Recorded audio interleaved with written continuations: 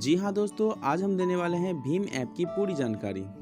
जय हिंद दोस्तों, मैं आपका दोस्त चुनू जी और आपका स्वागत है हमारे YouTube channel A to Z सीखे में।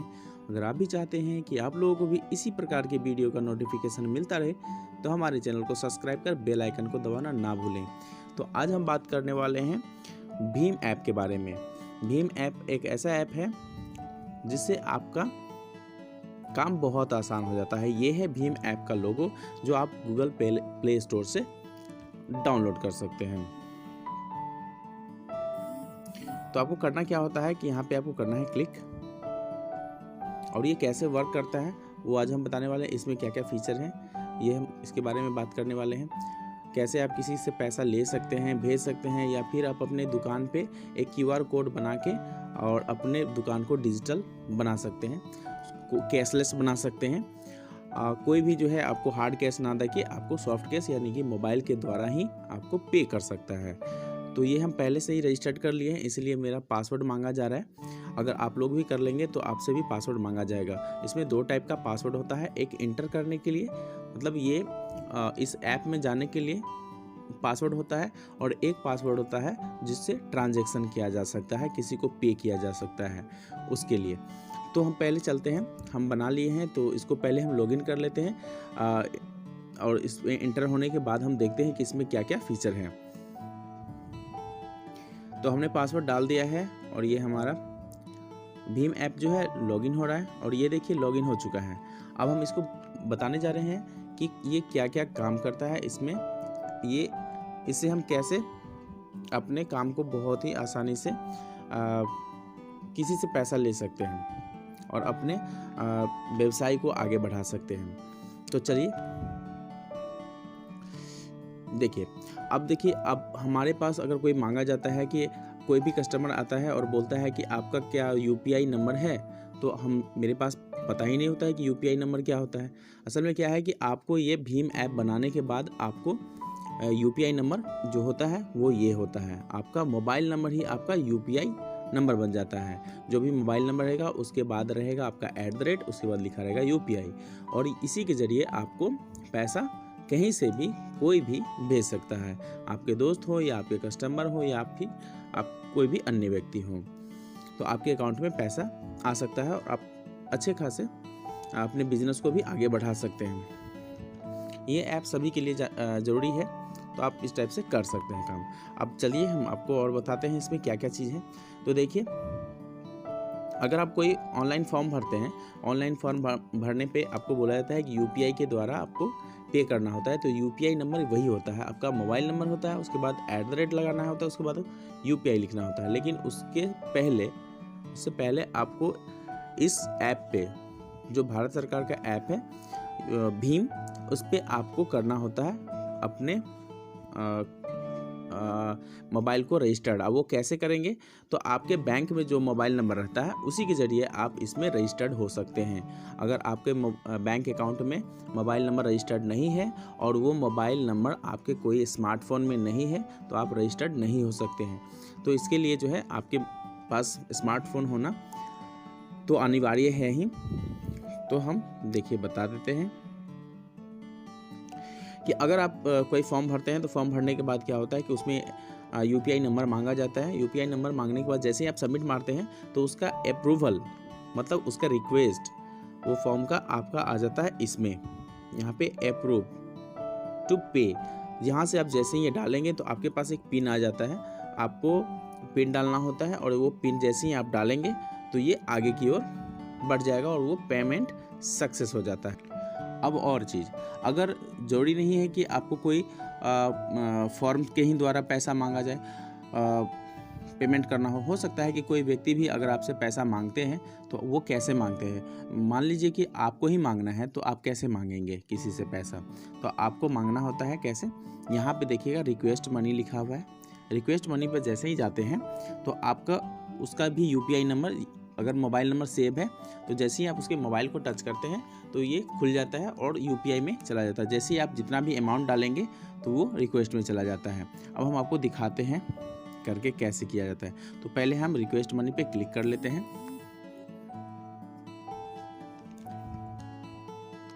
रिक्वेस्ट मनी पे जाने के बाद देखिए मेरे पास कुछ नंबर हैं और आप कॉन्टैक्ट से भी जा सकते हैं और ढेर सारे नंबर पे जो भी आपके नंबर में सेव है, तो नहीं है तो आप उसका डायरेक्ट मोबाइल नंबर यहाँ पे डालेंगे और यहाँ पे वेरीफाई का जो है वो ऑटोमेटिक वेरीफाई हो जाएगा, क्योंकि उसका अगर यूपीआई बना होगा तो उस नंबर से उसका भीम ऐप बना होगा तो ये वेरीफाई हो जाएगा, उसका नाम वगैरह लिख जाएगा।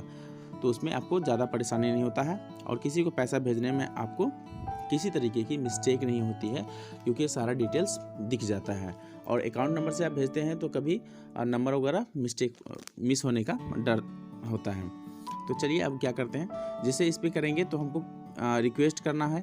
तो अगर हम इस पर रिक्वेस्ट कर लेंगे, देखिए तो अमाउंट डालेंगे, डेट डाल देंगे और रिमार्क में आप इसके लिए जिस रीजन से आप मांग रहे हैं वो रीजन लिख दीजिए और यहाँ पे जो नीचे में लिखा हुआ है रिक्वेस्ट का उस पर आपको करना होता है क्लिक। उसके बाद आपका हो जाता है, ये पैसा चला जाता है उसके अप्रूवल में। अब कैसे जाता है, तो ये वही चीज़ है जो आपको अगर कोई रिक्वेस्ट करता है तो आपका यहाँ पे शो करता है। अब आपको अप्रूव करना है या फिर रिजेक्ट करना है वो आप पे डिपेंड करता है, आपको देना है या नहीं देना है। उसके बाद हम आते हैं, ये दोनों का हो गया। अब हमको करना होता है पे। तो अगर हम किसी को पे करेंगे तो पे करेंगे कैसे, अगर यहाँ से कर सकते हैं किसी के मोबाइल के नंबर से, अगर उसका यूपीआई नंबर या फ़ोनपे या जैसे बना हुआ रहता है तो ये आप डालेंगे जैसे ही तो उसका नंबर शो कर जाएगा, उसका नाम वगैरह डिटेल्स शो कर जाएगा। उसी पे अमाउंट जैसे आप रिक्वेस्ट पे डाल के किए हैं उसी तरीके से अमाउंट डाल के आप मांग सकते हैं। उसके बाद अब आते हैं, ये जो नीचे में लिखा हुआ है स्कैन, ये स्कैन कब काम करता है। तो चलिए पहले हम खुद बन जाते हैं, देखिए कैसे। तो अगर मेरे पास क्यूआर कोड हमको बनाना है, यानी हम एक दुकानदार हैं तो दुकानदार का होता है क्यूआर कोड, और अभी सभी दुकानदार को ये कर ही लेना चाहिए क्योंकि लॉकडाउन है और हार्ड कैश का ज़्यादा यूज ना करें, डिजिटल अपनी दुकान को डिजिटल बनाएं, कैशलेस बनाएं। तो उसके लिए आपको करना क्या होता है, यहाँ पे जो नीचे में लिखा हुआ है प्रोफाइल है, ये इस जगह पे प्रोफाइल पे आपको करना होता है क्लिक, या फिर आप स्लाइड करेंगे तो यहाँ से दिख जाएगा। ये देखिए ये है आपका क्यूआर कोड। अब क्यूआर कोड को आप कर लीजिए डाउनलोड, यहाँ से डाउनलोड का ऑप्शन है और किसी भी दुकान में जाके प्रिंट आउट करवा लीजिए, बड़े पेज में A4 साइज में प्रिंट करवा के अपने दुकान पे चिपका दीजिए और उसके ज़रिए आप जो भी कस्टमर होगा आपको इसी से पे कर देगा और आपके डायरेक्ट अकाउंट में आ जाएगा। उसका ट्रांजैक्शन आया या नहीं आया आप यहाँ से देख सकते हैं, जो जस्ट इसके बगल में है। आप इससे बगल में देख सकते हैं कि आपका पैसा का रिपोर्ट क्या है, आपका पैसा आया या नहीं आया। ठीक है, अब देखिए अब एक बहुत ही अच्छी चीज़ है, तो ये इस टाइप का जो क्यूआर कोड है उसको कैसे स्कैन करते हैं, बस यही एक आपको करना क्या होता है, वो क्यूआर कोड जैसे दुकान में चिपका हुआ है या कहीं पे है, तो इससे अगर पे करना है क्यूआर कोड से तो आपको करना होता है यहाँ पे स्कैन पे क्लिक करेंगे, आपका कैमरा लॉगिन खुल जाएगा। उसके बाद आपका उसको स्कैन करना है और बस आपको अमाउंट भरना है और आगे बढ़ जाना है अपना पिन कोड डाल के। अब देखिए क्या होता है कि एक और चीज़ बता दें कि कुछ फिक्स प्राइस में आप कुछ बेचना चाहते हैं तो हम कैसे बेचेंगे उसको। तो उसके लिए कैसे बेचते हैं कि अगर इसमें कोई मोल मलाई नहीं करे, मतलब उसमें तोल मोल नहीं करे, तो हम कैसे करते हैं। तो उसके लिए हमको करना क्या होता है कि आपको करना होता है सबका अपना अपना प्राइस बना दीजिए और कैसे चिपकाना है आप सीधा बोल दीजिए कि उस जो भी प्रोडक्ट है उस पे ही क्यूआर कोड है उसको स्कैन करके आपको पे कर देना है, उसमें जो होगा उसको कर देना है। तो उसमें आपका कोई तोल मोल नहीं कर सकता, आपका फिक्स रहेगा। तो आपको करना क्या होता है, यहाँ से देखिएगा यहाँ पे 3 लाइन है, उस पर आपको करना होता है क्लिक करेंगे। उसके बाद आपका जो एक ऑप्शन और खुल के आता है ये होता है generate QR code. Generate QR code में जाएंगे, अब जनरेट क्यूआर कोड में क्लिक करेंगे। जनरेट क्यूआर कोड में आपका जो भी प्रोडक्ट का जो भी रेट रखे हैं आप उस रेट को डाल दीजिए। ठीक है, अब यहाँ पर रिमार्क में उस प्रोडक्ट का नाम लिख दीजिए। जैसे हम पैन कार्ड का सेंटर भी देते हैं और पेमोंक आईडी का भी हम CSP दे रहे हैं, तो आप चाहते हैं अगर लेना तो आप मेरे से संपर्क कर सकते हैं। डिस्क्रिप्शन बॉक्स में मेरा नंबर डला हुआ है, तो आप डायरेक्ट मेरे से कांटेक्ट करके दोनों आईडी ले सकते हैं। तभी कि यहाँ पे देखिए पैन कार्ड का बस हम पैन सेंटर लिख देते हैं। ठीक है। उसके बाद हमको करना होता है यहाँ पे क्लिक और यहाँ पे करना है जनरेट, ठीक है। अब ये आपका QR कोड बन गया। अब इस QR कोड को क्या करना है, चिपका देना है अपने प्रोडक्ट पे, और जैसे ही बोलना है कि आप यहाँ पे देखिए डाउनलोड का ऑप्शन दिया हुआ है, तो डाउनलोड करके और इसी तरीके से सभी पे आप QR कोड बना के और सब प्रोडक्ट पर चिपका दीजिए। बोलिए कि जिस प्रोडक्ट पे है उस प्रोडक्ट पे जाके आपको QR कोड से स्कैन करना है और आपको वो अपना प्रोडक्ट लेके जाना है। तो आपको क्या होगा कि उस पर तोल मोल कोई नहीं कर सकता है।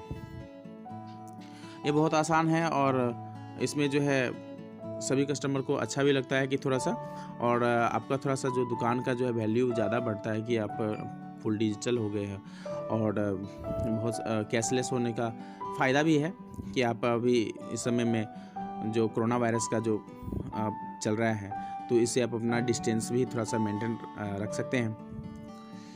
तो इसी तरीके की जानकारी है, और भी जानकारी के लिए आप हमारे चैनल को सब्सक्राइब और नोटिफिकेशन बेल आइकन को दबाना ना भूलेंगे। तो बस आज के लिए इतना ही है। धन्यवाद। जय हिंद।